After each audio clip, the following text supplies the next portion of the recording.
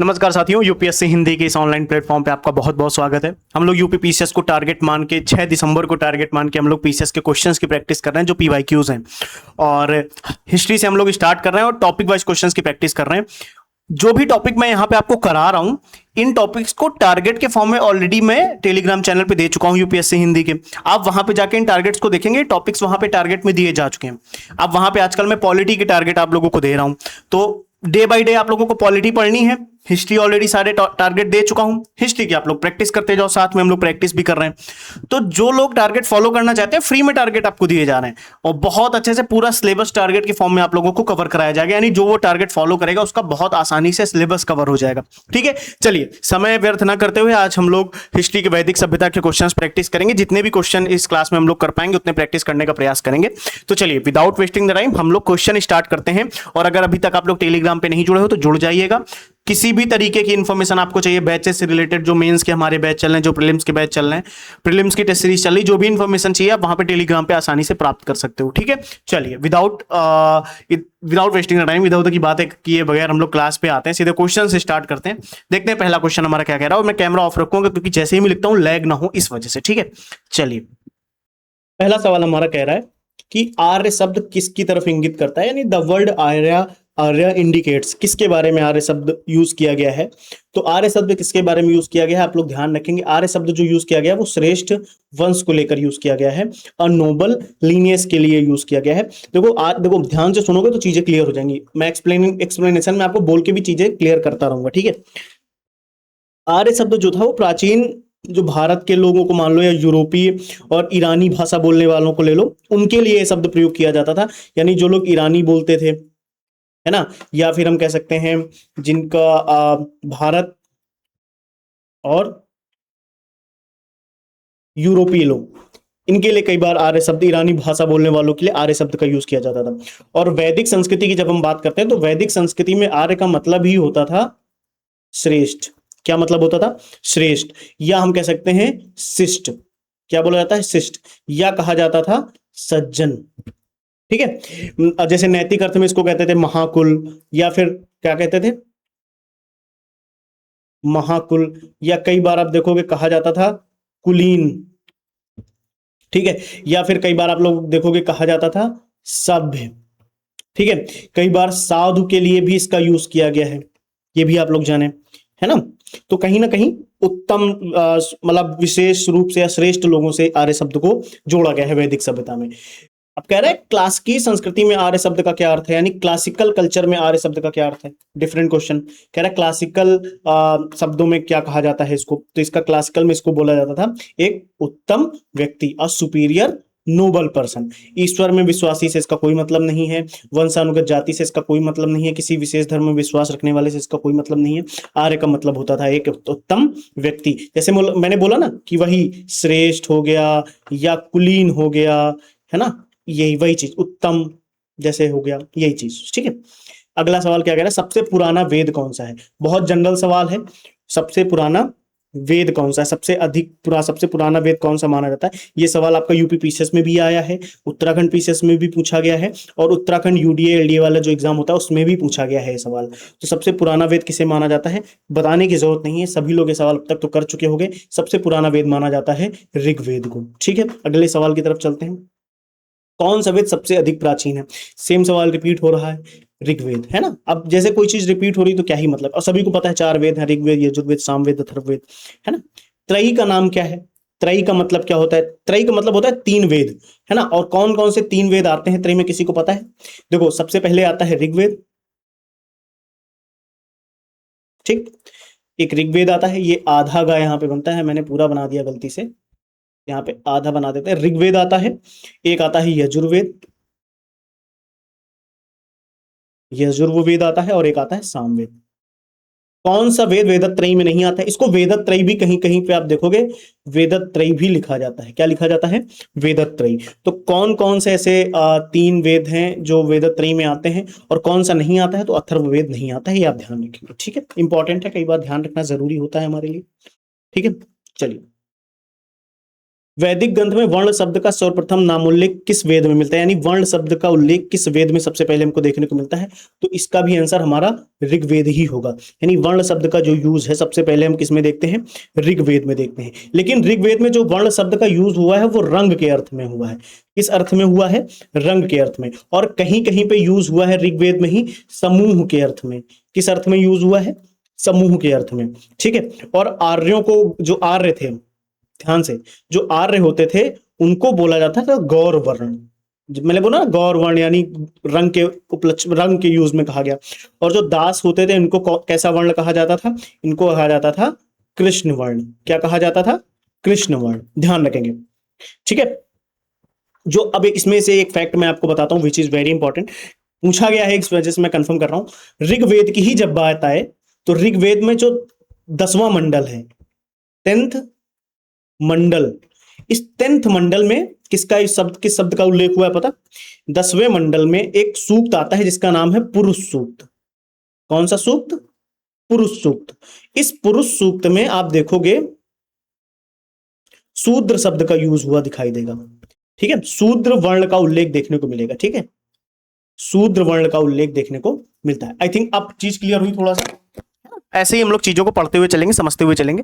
आप लोग बस देखो, जितनी भी लंबी क्लास हो, 10 घंटे की क्लास से मतलब नहीं है हमारा, आपकी उपस्थिति अनिवार्य होनी चाहिए यहाँ पे। केवल वर्ण व्यवस्था से संबंधित पुरुष सूक्त मूलतः पाया जाता है, तो वही सवाल आ गया, पुरुष सूक्त किसमें पाया जाता है, पुरुष सूक्त किसमें पाया जाता है। अभी देखो मैंने बताया ना ऋग्वेद में, बस सिंपल। अभी देखो अपन लोगों ने देखा है ऋग्वेद में पाया जाता है ना। चलिए अगला सवाल देखते हैं। चलो देखो यहाँ पे सवाल कह रहा है, देखो जो अथर्ववेद है वो किससे संबंधित है, वो ध्यान रखेंगे, मैं बताते हुए चल रहा हूं, ध्यान रखना। अथर्ववेद जो संबंधित है वो औषधियों से संबंधित है। ऋग्वेद में ईश्वर की महिमा के बारे में बात की गई है, देवताओं की स्तुति के बारे में बात की गई है ना। और यजुर्वेद में कर्मकांड आदि बलिदान, इन सब चीजों के बारे में बात की गई। और सामवेद में संगीत वगैरह के बारे में बात किया गया, इसका उल्लेख किया गया है। तो ये चीज हम लोग ध्यान रखेंगे, काफी इंपॉर्टेंट है ना। जैसे मैंने फिर अगर मैं एक बार बोल रहा हूं, आप ध्यान से सुनना। अथर्ववेद में औषधियों से संबंधित बात की गई है, ऋग्वेद में ईश्वरों की महिमा के बारे में बताया गया है, यजुर्वेद में बलिदान विधि के बारे में यानी कर्मकांडों के बारे में बात की गई है, और सामवेद में संगीत के बारे में बात की गई है। इस चीज को आप लोग ध्यान रखेंगे, बहुत इंपॉर्टेंट है, ठीक है। चलिए अगले सवाल की तरफ चलते हैं। यहां पे भी देखो आपको मिलान वाला सवाल है। जैसे मैंने क्या बोला, ऋग्वेद में किसके बारे में बात की गई, स्रोत हैं, प्रार्थनाएं हैं, देवताओं की स्तुतियां हैं। तो कॉमन सेंस की बात है, यहाँ पे पहले का हम लोग किससे मिलान करेंगे, चौथे से करेंगे ना, स्त्रोत एवं प्रार्थनाएं। सामवेद के बारे में संगीत वंगीत की बात की गई है, तो सामवेद को हम किससे जोड़ेंगे, संगीत से जोड़ेंगे, है ना। अथर्ववेद को किससे हम जोड़ेंगे, अथर्ववेद को किससे जोड़ेंगे बताइए। देखो सामवेद को हम संगीत से जोड़ते हैं, और यजुर्वेद में हम लोग देखते हैं कर्मकांड वगैरह की बात की गई है, तो इसको तो हम दूसरे से ही जोड़ देंगे। और अथर्ववेद को तंत्र मंत्र एवं वशीकरण जैसी चीजें जो होती हैं उनसे जोड़ा गया है। अच्छा, ऋग्वेद के बारे में मैं आपको एक चीज बताता हूं। ऋग्वेद में जो देखा जाए तो कितने सूक्त हैं, 1028 सूक्त हैं। ये लोग, ये आप ध्यान रखेंगे, बहुत इंपॉर्टेंट पूछा गया है, ठीक है। अगर आपसे ऋचाएं पूछ ले कभी एग्जाम में, वैसे मुझे नहीं लगता पूछी जाएंगी, लेकिन पहले पूछी गई हैं, तो इस वजह से मैं आपको बताता हूं कितनी ऋचाएं हैं। 10,552 ऋचाएं हैं। ऋचाएं कह सकते हैं, या इनको मंत्र भी कहा जाता है, या इन्हें श्लोक भी कहा जाता है। क्लियर है।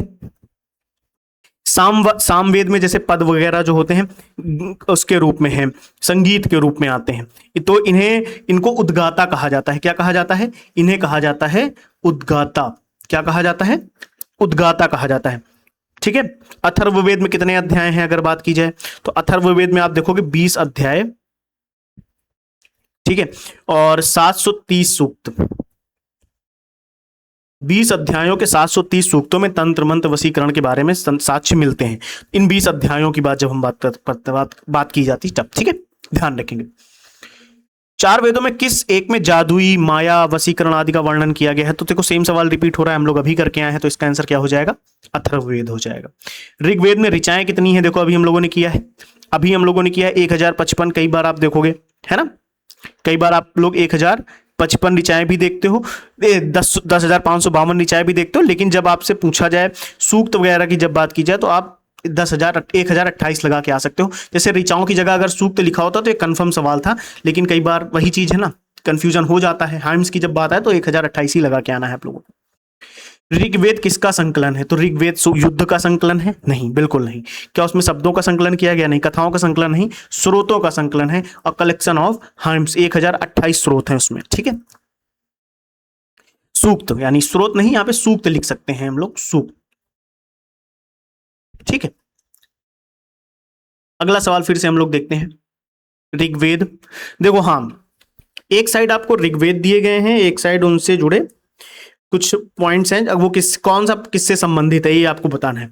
ऋग्वेद से संबंधित कौन है? तो ऋग्वेद के अंतर्गत ऐतरेय ब्राह्मण आता है, ठीक है। ये ब्राह्मण है। एक वेद के कौन कौन से ब्राह्मण होते हैं ना वेद के, तो ये ऐतरेय ब्राह्मण आता है। सामवेद का पंचविश है, ठीक है, ध्यान रखेंगे।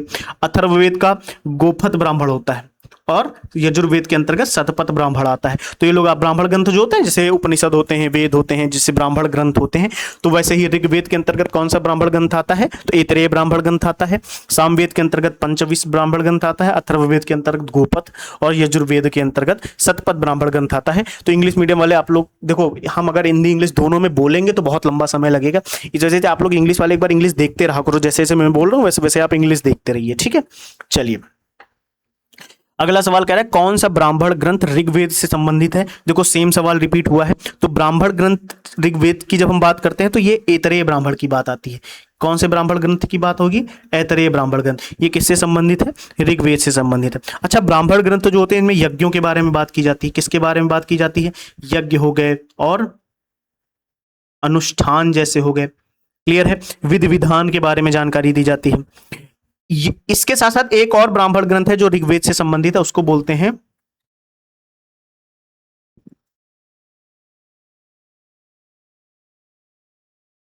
कौशिकी ब्राह्मण ग्रंथ, ठीक है। ये ऋग्वेद से, ठीक है। और जैसे पंचविश हो गया, है ना, तांड्य ब्राह्मण, जैमिनी ब्राह्मण, ये सब सामवेद से हैं।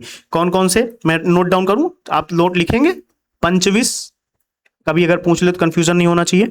पंचविश होता है, एक होता है तांड्य, एक होता है जैमिनीय, एक होता है जैमिनीय ब्राह्मण ग्रंथ। ये किससे संबंधित है? ये सारे ब्राह्मण ग्रंथ संबंधित है सामवेद से। किससे संबंधित है? सामवेद से संबंधित है, ठीक है। जैसे शतपथ ब्राह्मण की बात की जाए, ठीक है, तैत्रीय ब्राह्मण की बात की जाए और गोपथ ब्राह्मण की बात की जाए, ये किससे संबंधित है? ये सारे संबंधित हैं अथर्ववेद से, अथर्ववेद से, ठीक है। क्लियर है? क्लियर है? ध्यान रखेंगे। चलिए, आप लोग इसको रिवाइज जरूर करते रहिएगा, अदरवाइज फिर आप लोगों से क्वेश्चन मिस हो जाएंगे। प्रत्येक वेद के लिए अलग अलग ब्राह्मण ग्रंथ लिखे गए। यजुर्वेद से संबंधित ब्राह्मण ग्रंथ कौन सा है? अभी देखो हम लोगों ने किया है। यजुर्वेद से संबंधित ब्राह्मण ग्रंथ कौन सा है? तो तैत्रीय, और यहां पे देखा जाए तैत्रीय और शतपथ ब्राह्मण ग्रंथ जो है वो यजुर्वेद से संबंधित है, ठीक है। क्लियर है? एक सेकंड, एक सेकंड, एक सेकंड, एक सेकंड बच्चा party, wait wait wait wait. यहां पे ये जो मैंने आपको बताया है ना, ये चीज, एक सेकंड रुकना, मैं इसको क्लियर कर देता हूं थोड़ा सा। जो तैत्रीय और शतपथ ब्राह्मण है ये यजुर्वेद से है। तैत्रीय और शतपथ ब्राह्मण ग्रंथ ये यजुर्वेद से है, और ये गोपथ ब्राह्मण ग्रंथ अथर्ववेद से है, और ये दोनों यजुर्वेद से हैं। ध्यान रखेंगे आप लोग, ठीक है। तो ये वहीं पे यहाँ पे जो है ये किससे संबंधित है? यजुर्वेद से संबंधित है, ठीक है। थोड़ी बहुत मिस्टेक होगी, सॉरी फॉर दैट, बट ध्यान रखेंगे, ठीक है। चलिए, गोपथ ब्राह्मण किससे संबंधित है? गोपथ ब्राह्मण ग्रंथ किससे संबंधित है? अभी हम लोगों ने किया है, अथर्ववेद से संबंधित है, बताने की जरूरत नहीं है, याद हो गया होगा आप लोगों को, है ना। इतने सारे सवाल हम लोग प्रैक्टिस करते हुए चल रहे हैं कि चीजें ऑटोमेटिकली काफी कुछ याद होती रहेंगी आप लोगों को, ठीक है। चलिए, कौन शुक्ल यजुर्वेद की संहिता है? शुक्ल यजुर्वेद की संहिता किसे कहा जाता है? तो शुक्ल यजुर्वेद की संहिता को वाजसनेयी जो संहिता है वो शुक्ल यजुर्वेद से संबंधित है, ठीक है। इसमें दो शाखाएं हैं। शुक्ल यजुर्वेद की दो शाखाएं होती हैं, एक होती है काण्व, एक होती है माध्यन्दिन, ठीक है। और जो वाजसनेयी ये संहिता है ये किस शैली में है? अगर आपसे कोई पूछे तो आप बताना कि ये पद्य शैली में है, ठीक है। इसमें गद्य का प्रयोग नहीं हुआ है, ये चीज आपको ध्यान रखनी है। अगर स्टेटमेंट में कभी सवाल आएगा तो आप गलत कर सकते हैं। ऋग्वेद का कौन सा मंडल पूर्णतः सोम को समर्पित है? तो सोम को पूर्णतः कौन सा समर्पित है? पूर्णतः सोम को कौन सा समर्पित? तो कुल कितने मंडल हैं? 10 मंडल हैं, सभी को पता है। तो जो 9वां मंडल है वो पूर्णतः सोम को समर्पित है, ठीक है। ठीक है, 9वें मंडल के सभी 114 के, इसमें कितने सूक्त हैं? 114, सभी 114 सूक्त किसको समर्पित हो गए हैं? ये सभी 114 सूक्त सोम को समर्पित है। ठीक, चलिए अगला सवाल देखते हैं। ऋग्वेद संहिता का 9वां मंडल पूर्णतः किसको समर्पित है? तो अभी देखो वही सवाल सेम, 9वां मंडल किसको समर्पित है? अभी देखो हम लोगों ने कहा सोम और पेय नामकृत देवता पे समर्पित है ना? अभी देखा हम लोगों ने, यानी Soma and deity named after this drink. यज्ञ संबंधी विधि विधानों का पता चलता है, तो यज्ञ संबंधी विधि विधान हमें कहां से पता चलते हैं? तो वो हमें यजुर्वेद से पता चलते हैं, यजुर्वेद से पता चलते हैं। कहां से पता चलते हैं? यजुर्वेद से। यज्ञ संबंधी जितने भी विधि विधान है ये हमें यजुर्वेद से पता चलते हैं। यहां पे देखा जाए तो एक होता है शुक्ल यजुर्वेद, एक होता है कृष्ण यजुर्वेद। ठीक है, ध्यान रखेंगे। कौन सा वेद कृष्ण और शुक्ल दो शाखाओं में विभक्त हुआ है? तो यजुर्वेद की जब हम बात करते हैं ये शुक्ल और कृष्ण दो में विभक्त हुआ है। देखो अभी हमने बताया, और अगला ही सवाल आप, ये भी पीसीएस में पूछा गया है, ये यूपी पीसीएस में आया है। ठीक है, ऋग्वेद है ना। और अगला सवाल हम लोग देखते हैं कि किसका संकलन ऋग्वेद पर आधारित है? तो ऋग्वेद पर किसका संकलन किया गया है? तो सामवेद का जो संकलन किया गया है वो ऋग्वेद पर आधारित है। देखो सामवेद में कितनी ऋचाएं हैं? सामवेद की अगर ऋचाओं की बात करें तो 1875, कितनी ऋचाएं हैं? 1875 ऋचाएं हैं। क्लियर है? लेकिन बहुत लोग कहते हैं कि 75, जबकि बहुत सारे विद्वानों के अनुसार ऐसा माना जाता है कि 99 को छोड़ के सभी जितनी भी ऋचाएं हैं वो ऋग्वेद से ली गई हैं, ऐसा माना जाता है। बल्कि लेकिन ये ऋग्वेद से संबंधित है, इतना आपको ध्यान रखना है। भारत के किस स्थल की खुदाई से लौह धातु के प्राचीनतम प्रमाण मिलते हैं? तो लौह के जो प्रमाण हमें मिलते हैं सबसे प्राचीनतम वो अतरंजी खेड़ा से मिलते हैं। कहां से मिलते हैं? अतरंजी खेड़ा से मिलते हैं। ठीक है, अतरंजी खेड़ा से भी मिलते हैं। आलमगीरपुर, मथुरा, रोपड़, श्रावस्ती, काम्पिल, इन जब जगहों की खुदाई हुई तो लौह युगीन संस्कृति के जो आयरन एज थी उसके हमें अवशेष मिले। ये चीज आपको ध्यान रखनी है। ठीक है, लोहे का प्रयोग कब शुरू हुआ है? लोहे का प्रयोग कब शुरू हुआ है? तो लोहे का जो प्रयोग शुरू हुआ है वो लगभग 6000 वर्ष पहले शुरू होता हुआ दिखाई देगा आपको। ठीक है, 6000 वर्ष पहले।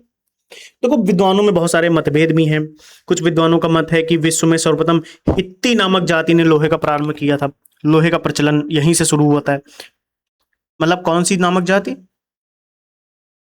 हित्ती। हित्ती नामक जाति से ही आप सबसे पहले देखोगे कि लोहे का प्रयोग प्रारंभ हुआ, धीरे धीरे अन्य जगह पे भी फैला, ऐसा माना जाता है। उपनिषद पुस्तकें हैं। देखो उपनिषदें जो पुस्तकें हैं वो किस पर आधारित हैं? धर्म पर, योग पर, विधि पर, दर्शन पर। तो उपनिषद जो है वो दर्शन पर आधारित है, फिलॉसफी पे आधारित है। ठीक है, इन्हें वेदांत भी कहा जाता है, इन्हें वेदांत भी कहा जाता है। अगला सवाल है उपनिषदों का मुख्य विषय क्या है? उपनिषदों का मुख्य विषय क्या है? तो उपनिषदों का जो मुख्य विषय है वो है दर्शन। वही सवाल है, सेम रिपीट हुआ। कौन सा विषय है? दर्शन। बहुत ज्यादा समय लगाने की जरूरत नहीं ना, जैसे जैसे हम लोग करते चल रहे हैं वैसे वैसे करते रहिए। किस वैदिक साहित्य में मोक्ष की चर्चा मिलती है? किस एक वैदिक साहित्य में मोक्ष की चर्चा मिलती है? किस एक वैदिक साहित्य में मोक्ष की चर्चा मिलती है? तो उपनिषदों में आप मोक्ष की चर्चा होते हुए देखोगे। वेदों में मोक्ष शब्द का यूज नहीं हुआ है, ये भी आप लोग ध्यान रखना है। क्या वेद में यूज हुआ है? वेद में मोक्ष शब्द का यूज नहीं हुआ है। उपनिषदों में पहली बार मोक्ष शब्द की चर्चा की गई है, और उसमें भी अगर आपसे कोई पूछ ले तो आप बताना श्वेताश्वतर। ठीक है, श्वेताश्वतर उपनिषद, इस उपनिषद में सर्वप्रथम आप मोक्ष की चर्चा होते हुए देखोगे। आध्यात्म के ज्ञान के विषय में नचिकेता और यम का संवाद किस उपनिषद में प्राप्त होता है? नचिकेता और यम का जो संवाद है किस उपनिषद में आपको देखने को मिलता है? नचिकेता और यम, बहुत मतलब ये ऐसा सवाल है, ये वेरी इंपॉर्टेंट क्वेश्चंस में से आता है, बहुत इंपॉर्टेंट सवाल। नचिकेता और यम का जो संवाद है वो किस उपनिषद में है? तो वो देखा जाएगा वो कठोपनिषद में है। किस उपनिषद में है? कठोपनिषद में है।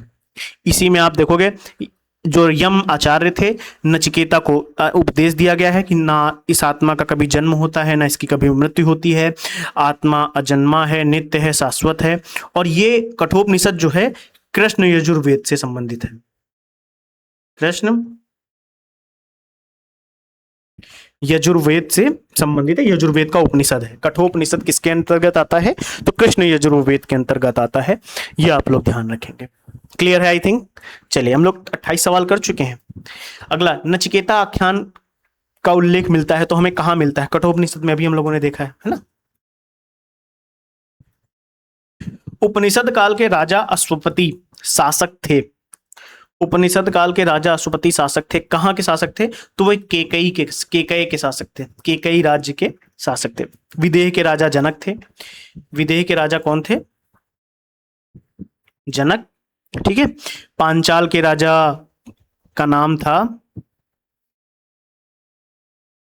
प्रवाहण जाबाल।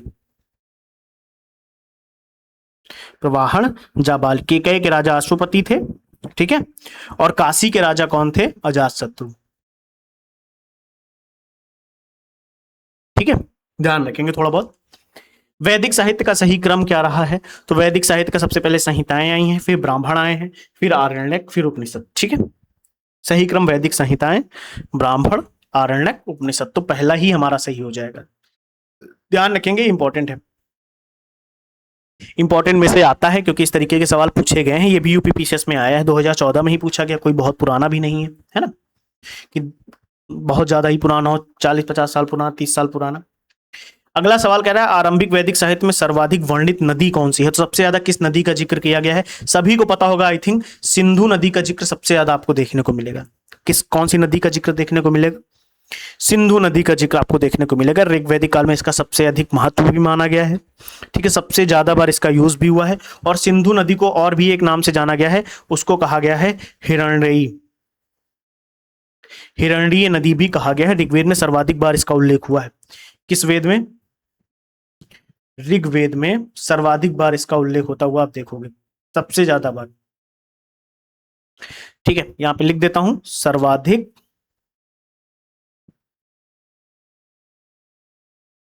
उल्लेख। वैदिक नदी अस्किनी की पहचान निम्नांकित नदियों में से किस एक के साथ की जाती है? तो अस्किनी नदी किसे कहा जाता था? तो अस्किनी नदी किसको कहा जाता है? अस्किनी बोला जाता था चेनाब को। अस्किनी किसको बोला जाता था? चेनाब को बोला जाता था। ठीक है, क्लियर है, ध्यान रखेंगे। अगला सवाल क्या कह रहा है हमारा? अगला सवाल देखते हैं। ऋग्वेद में निम्नांकित किन नदियों का उल्लेख अफगानिस्तान के साथ आर्यों का संबंध सूचक है? मतलब ऐसी कौन सी नदियां हैं जो अफगानिस्तान के साथ उनका आर्यों का संबंध माना जाता रहा है? तो कुभा और क्रुमु, ये दो नदियां हैं, कहीं पे होंगी ये, कुभा और क्रुमु। ठीक है, ये ऋग्वेद में इनका भी ऋग्वेद में उल्लेख किया गया है। सबसे पहले आप ये ध्यान रखेंगे, इनका ऋग्वेद में उल्लेख किया गया है। कुभा जो है ये काबुल, ठीक है, और जो क्रुमु है इसको कुर्रम। ऐसे ही एक गोमती है, उसको गोमल, है ना। एक है सुवास्तु, स्वात। ये नदियां अफगानिस्तान में और आप पाकिस्तान के क्षेत्र में बहती हुई देखोगे। इस वजह से इनका आर्यों के साथ काफी संबंध भी देखने को मिलेगा इन नदियों का, वहां पे आप इनको देखोगे। तो ये आंसर आपका सही है। वैदिक नदी कुभा का स्थान कहाँ निर्धारित होना चाहिए? तो अभी देखो, अभी हम लोगों ने बताया अफगानिस्तान से संबंधित, तो वही सवाल हो गया, सेम है ना, कोई दिक्कत की बात नहीं है। एक साइड वैदिक नदियां दी गई हैं, एक साइड उनका आधुनिक नाम। ये बहुत इंपॉर्टेंट सवाल है, इस तरीके के बहुत सवाल आते हैं। इस तरीके के सवाल कम से कम 100 बार पूछे जा चुके हैं, हर एग्जाम में पूछे जाते हैं इस तरीके के सवाल। तो ये सवाल जरा करो। कुभा को क्या बोला जाता था? अभी हम लोग बताया काबुल, है ना। और परचुड़ी ये रावी नदी का नाम है। ठीक है, और सदानीरा ये गंडक नदी का नाम है। और जो सतुद्री है ये सतलज नदी का नाम है। बहुत इंपॉर्टेंट सवाल है, मैंने लिखा भी हुआ है, वेरी इंपॉर्टेंट। तो आप लोग कम से कम ध्यान रखेंगे कि ये सवाल मिस ना होने पाए। इस तरीके के सवाल अति महत्वपूर्ण सवालों में से गिने जाते हैं। ठीक है, महाभारत काल में महानदी का नाम था। महाभारत काल में महानदी का नाम था। तो महाभारत काल में महानदी का जो नाम था उसका नाम था चित्रोत्पला। क्या नाम था? चित्रोत्पला। चित्रोत्पला। ठीक है, तो यहां पे तो कोई नहीं है, तो इसमें ई ऑप्शन हमारा करेक्ट है, कहीं पे इसमें नहीं पूछा गया है। ठीक है, महानदी का उल्लेख महाभारत के भीष्म पर्व में आप देखोगे। महाभारत का जो भीष्म पर्व है,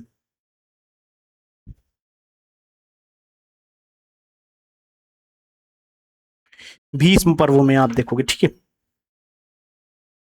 वायु पुराण में महानदी का पौराणिक नाम क्या है? तो वायु पुराण में महानदी का जो पौराणिक नाम है वो है नीलोत्पला। क्या नाम है? नीलोत्पला। थोड़ा सा याद रखेंगे, नीलोत्पला बताया गया है, ठीक है। अच्छा, मत्स्य पुराण की जब हम बात करते हैं, ब्रह्म पुराण की जब हम बात करते हैं, तब वहां पे भी महानदी को चित्रोत्पला ही बोला गया है, ठीक है। चित्रोत्पला कहाँ कहाँ बोला गया है? जब हम लोग मत्स्य पुराण की बात करेंगे और ब्रह्म पुराण की, ठीक। अगला सवाल कह रहा है कौन सी प्रथा उत्तर वैदिक काल में प्रचलित हुई? तो उत्तर वैदिक काल में जो प्रथा प्रचलित हुई है वो है धर्म अर्थ काम मोक्ष, ब्राह्मण गृहस्थ आश्रम वानप्रस्थ संन्यास। ये सारी चीजें आप उत्तर वैदिक काल में होते हुए देखोगे। धर्म अर्थ काम मोक्ष भी आपको दिखाई देगा, ब्राह्मण गृहस्थ आश्रम वानप्रस्थ संन्यास भी आपको दिखाई देगा, ठीक है। ये चीज आप लोगों को ध्यान रखना है। एक जाबाल उपनिषद था, एक जाबाल उपनिषद है, जाबाल उपनिषद, इसको ऐसे लिखा, ऐसे भी लिख सकते हैं, जाबालोपनिषद, ठीक है।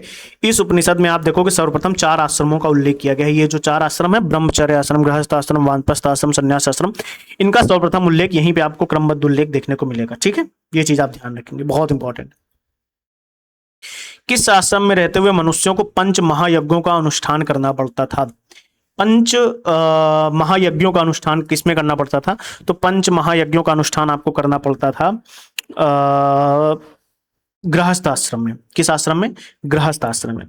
5 अनुष्ठान होते। पंचयज्ञ कौन कौन से होते थे? ब्रह्म यज्ञ, ठीक है। एक होता था देव यज्ञ गृहस्थ आश्रम में रहते हुए, एक होता है पितृ यज्ञ। सवाल है, पूछे गए हैं इस तरीके के, क्या किए जा सकते हैं। अगली बार पूछ ले तो फिर ये भी पूछा गया है, एमपीपीसीएस में पूछा गया है। एक होता था अतिथि यज्ञ, ठीक है। अतिथि यज्ञ, मनुष्य यज्ञ, और गृहस्थ आश्रम को समाज का आधार भी माना जाता था। ये चीज आपको ध्यान रखनी है। धर्म तथा रीत भारत की प्राचीन वैदिक सभ्यता के केंद्रीय विचार को चित्रित करते हैं। इस संदर्भ में निम्नलिखित कथनों पर विचार करिए। धर्म और रीत के बारे में बोला गया है, प्राचीन वैदिक सभ्यता के केंद्रीय विचार को लेके चलते हैं। तो सवाल हमारा क्या कह रहा है? कह रहा है धर्म व्यक्ति के दायित्वों एवं स्वयं तथा दूसरों के प्रति व्यक्तिगत कर्तव्यों की संकल्पना था। बिल्कुल सही, वेरी सही, बिल्कुल वेरी गुड। ऋत मूलभूत नैतिक विधान था जो सृष्टि और उसमें अंतर्निहित सारे तत्वों के क्रियाकलापों को संचालित करता था, ठीक है। ये दोनों ऑप्शन हमारे सही हैं। देखो, वरुण देवता को वैदिक सभ्यता में नैतिक व्यवस्था का प्रधान माना जाता था। इस बेस पे यहाँ पे आप जब इनके बारे में पढ़ोगे तो आपको काफी चीजें जानने को मिलेंगी, बट हमारे ये दोनों ऑप्शन सही हैं, तो सी ऑप्शन हमारा करेक्ट हो जाएगा। ऋत का अर्थ क्या होता है? ऋत का अर्थ क्या है? ऋत का अर्थ है प्राकृतिक नियम, नेचुरल लॉज, ठीक है। क्लियर है? देखो, उसमें ऋत कई बार पूजा पाठ से भी संबंधित होता है। देवताओं के संबंध में ऋत नैतिक व्यवस्था, भौतिक व्यवस्था के रूप में भी माना जाता है देवताओं के संबंध में, नैतिक व्यवस्था के लिए। लेकिन ऋत का ऐसे मतलब प्राकृतिक नियम है। वैदिक देवताओं में किसे उनका पुरोहित माना जाता है? वैदिक देवताओं में किसे उनका पुरोहित माना जाता है, यानी वैदिक जो देवता है उनका पुरोहित कौन है? तो उनका पुरोहित बृहस्पति, यानी गुरु कौन है? बृहस्पति को गुरु माना जाता है, ठीक है। ध्यान दें, देवताओं का पुरोहित किसको माना जाता है? बृहस्पति को। अगला सवाल कह रहा है वह कौन सी ब्रह्मवादिनी थी जिसने कुछ वेद मंत्रों की रचना की थी? वह कौन सी ब्रह्मवादिनी थी जिसने वेद मंत्रों की रचना करी? तो लोपामुद्रा, नाम याद रखेंगे, लोपामुद्रा। वैदिक साहित्य में ऐसी बहुत सारी विदुषी स्त्रियों का उल्लेख आपको देखने को मिलेगा जिन्होंने वेद मंत्रों की भी रचना करी है। उसमें अपाला आप एक नाम सुनोगे, ठीक है। एक नाम आप सुनोगे घोषा, एक आप नाम सुनोगे विश्ववारा, ठीक है। एक नाम आप सुनोगे लोपामुद्रा, ये तो लिखा ही हुआ है, बहुत इंपॉर्टेंट नेम है लोपामुद्रा। ये जैसे लोपामुद्रा अगस्त ऋषि की वाइफ थी, पत्नी थी, लेकिन ये चीज आपको ध्यान रखनी बहुत इंपॉर्टेंट है। ये बहुत इंपॉर्टेंट सवाल है, यूपीएससी में भी इस तरीके के सवाल पूछे गए हैं। और ये जो सवाल है आईएएस के, ये सवाल जो है ये आईएएस के प्री में आया था 1995 में। ये सवाल बिल्कुल यही इसी सवाल की मैं बात कर रहा हूँ। ये जो यूपीएससी का प्री होता है, यूपीएससी का प्रीलिम्स एग्जाम जो होता है उसमें 1995 में सवाल पूछा गया। इस तरीके के सवाल काफी आते हैं। ऋग वैदिक काल में निष्क शब्द का प्रयोग एक आभूषण के लिए होता है, किंतु परवर्ती काल में उसका प्रयोग इस अर्थ में हुआ। देखो निष्क एक पहले आभूषण होता था, लेकिन बाद में इसका सिक्कों के रूप में इसका यूज किया जाने लगा। तो यहाँ पे आप इसका आंसर क्या लगा के आ सकते हो, सिक्का यानी क्वाइन लगा के आ सकते हो। ठीक है, आई थिंक समझ में आ रहा होगा आप लोगों को। देखो अगर हम लोग 30-30 40-40 मिनट में 50-50 सवाल प्रैक्टिस कर पा रहे हैं तो आई थिंक मुझे ऐसा लगता है कि हम लोग सही डायरेक्शन में है। प्रैक्टिस भी चलती रहेगी हम लोगों की, रिवीजन भी चलता रहेगा हम लोगों का। बस मुझे थोड़ी सी हेल्प चाहिए होगी आप लोगों की। अभी जैसे मैं हिस्ट्री की प्रैक्टिस करा रहा हूं, मैं सोच रहा हूं कि साथ में आप लोगों को एक छोटा सा वीडियो और मैं दिया करूं जहां पे पॉलिटी भी चलता रहे। तो जो लोग इस वीडियो को पूरा देखते हैं, भी यहां तक देख चुके हैं, वो लोग जरूर कमेंट करके बताएं क्या वो साथ में पॉलिटी की क्लासेस चाहते हैं जहां पे पॉलिटी की भी प्रैक्टिस चलती रहेगी। बताइएगा। ऋग वैदिक काल में निष्क किस अंग का आभूषण था? तो ऋग किस अंग का आभूषण था? वो गले का आभूषण था। किसका आभूषण था? नेक का आभूषण होता है, गले में पहना जाने वाला एक प्रकार का हार होता था। इसके निष्क ग्रीवा कहा जाता था। क्या कहा जाता था? निष्क ग्रीवा। ठीक है, अगला सवाल कह रहा है प्राचीन भारत में निसाका प्राचीन भारत में निसाका किस नाम से, मतलब क्या किसको जाने जाते थे? स्वर्ण आभूषणों को हम लोग क्या कहते थे उस समय? हम लोग नहीं, मतलब उस समय के लोग स्वर्ण आभूषणों को क्या कहते थे? निसाका कहते थे। निष्क भी कह सकते हो, है ना। कहीं कहीं पे आपको निष्क देखने को मिलेगा, कहीं निसाका देखने को मिलेगा, सब अलग अलग नाम है। सोने का आभूषण होता था, इसे निष्क ग्रीवा भी कहा जाता था। पुरुषों महिलाओं दोनों के द्वारा पहना जाता था। ठीक। बोगज कोई महत्वपूर्ण है क्यों? बोगज कोई क्यों जरूरी है, क्यों महत्वपूर्ण है? क्योंकि यहां से प्राप्त अभिलेखों में आप वैदिक देवताओं का उल्लेख होता हुआ देखोगे। यहां से बोगज कोई से जो भी अभिलेख हमें मिले हैं उनमें आप वैदिक देवताओं का उल्लेख देखोगे। किनका उल्लेख देखोगे? वैदिक देवताओं का उल्लेख आप लोग देखोगे। ठीक है, इन जैसे वैदिक काल के देवताओं, इंद्र का उल्लेख होता हुआ आप देखोगे। इंद्र का उल्लेख आप देखोगे, वरुण का उल्लेख आप देखोगे, मित्र का उल्लेख आप लोग देखोगे, नासत्य का उल्लेख आप लोग देखोगे। ठीक है, क्लियर। अभिलेखों में से कौन सा ईरान से भारत में आर्यों के आने की सूचना देता है? ईरान से भारत में आर्यों की सूचना कौन देता है? तो ईरान से भारत में आर्यों के आने की सूचना हमें बोगज कोई अभिलेख से ही देखने को मिलती है। तो ये कुछ इंपॉर्टेंट सवाल है। ये सवाल भी हमारा यूपीपीसीएस मेंस में आया जब प्रीलिम्स होता था 2009 में, ध्यान रखना। 14वीं सदी ईसा पूर्व का एक अभिलेख है जिसमें वैदिक देवताओं का वर्णन किया गया है, तो वही चीज है। बोगज को अभिलेख में ही आप लोग देखोगे, तो बी ऑप्शन हमारा करेक्ट हो जाएगा। ठीक है, क्लियर है, बोगज को अभिलेख हो जाएगा हम लोगों का। आई थिंक यहां से चीजें क्लियर हो रही हैं आप लोगों को, थोड़ा बहुत क्लियर। देखो अब यहां तक हम लोग काम करते हैं, 50 क्वेश्चंस हो गए, इसमें 114 सवाल है यार। ठीक है, तो हम लोग इसका एक सेकंड पार्ट लेके आएंगे जहां पे हम लोग इसका भी कंप्लीट करेंगे। ठीक है, चलिए, thank you, take care, bye bye, ध्यान रखिएगा, पढ़ाई जरूर करते रहिएगा। ठीक है, और टेलीग्राम पे जरूर कनेक्ट हो जाइए जिस भी आपको बैच की इन्फॉर्मेशन चाहिए हो, क्योंकि प्रीलिम्स का भी बैच चल रहा है, मेंस का भी बैच चल रहा है। आप लोगों को टेस्ट प्रैक्टिस भी करनी है तो आप ज्वाइन कर सकते हो हम लोगों की प्रीलिम्स टेस्ट सीरीज, जहां से आपको डायरेक्ट एग्जाम में क्वेश्चन देखने को मिलेंगे। ठीक है, चलिए, thank you, take care, bye bye.